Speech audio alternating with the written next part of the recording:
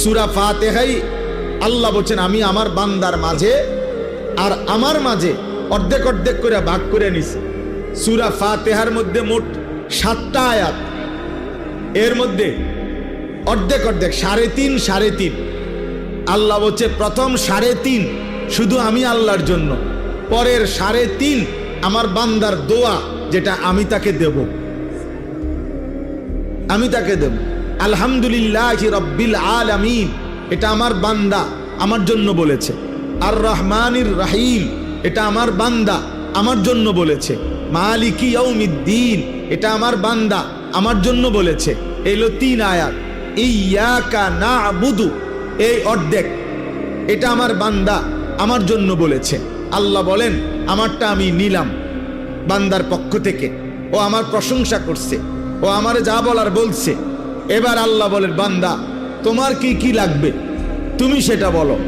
তো আল্লাহ তাআলা বলেন এবার বান্দা বলতেছে ওয়া ইয়াকা নাস্তাঈন, এই যে আমি আল্লাহ আপনার সাহায্য চাচ্ছি, এই অর্ধেক, এই এক আয়াতের অর্ধেক। এরপরে ইহদিনাস সিরাতাল মুস্তাকিম, আমি সরল সঠিক সিরাতে মুস্তাকিম, হেদায়েতের রাস্তা, জান্নাতের রাস্তা, সফলতার রাস্তা চাচ্ছি, এই একটা আয়াত।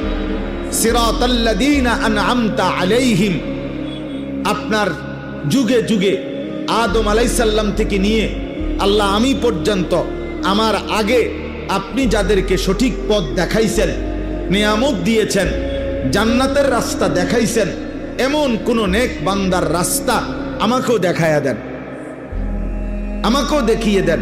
এই হলো দ্বিতীয় আয়াত। তৃতীয় গায়রিল মাগদুবি আলাইহিম ওয়ালাদ-দাল্লিন, এই তৃতীয় আয়াত। আল্লাহ আপনি যাদের উপরে রাগ করেছেন, আপনার গজব যাদের উপরে, এমন নাফরমানের রাস্তায় আমারে নিয়েন না।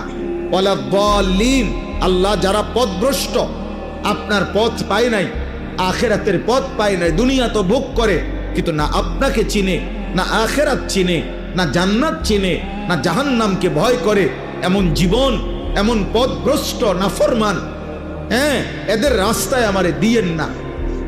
এই হলো 3টা আয়াত।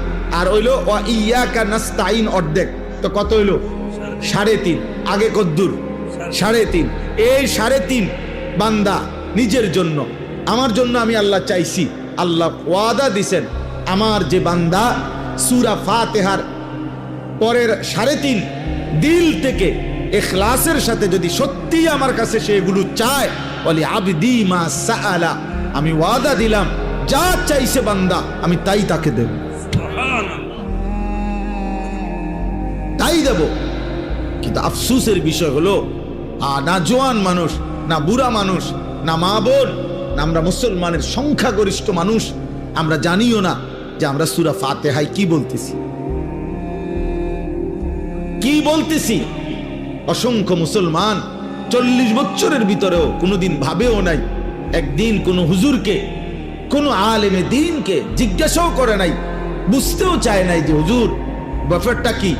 আলহামদুলিল্লাহ সূরা এতবার পড়ি কেন, এতবার বলি কেন, আল্লাহ আমার কাছে কি চাচ্ছেন এখানে, আমি বা কি বলছি এটা দ্বারা। কমপক্ষে যারা নামাজি তাদের তো ভাবা উচিত, তাদের তো ফিকির করা উচিত, তাদের তো এটা বোঝা উচিত যেন প্রতিটা বাক্য উচ্চারণ করতেই আমার কলিজার মধ্যে ভাইসা ওঠে আমি কি বলতেছি। আলহামদুলিল্লাহি রাব্বিল আলামিন বলতে আমি কি বলতে চাচ্ছি, আর রহমানির রহিম বলতে আমি কি বলতে চাচ্ছি, মালিকি ইয়াউমিদ্দিন বলতে আমি কি বলতে চাচ্ছি। এটা যদি আমার কলিজায় না ভাসে, আমার দিলে যদি না আসে, তো আমি কি পড়লাম?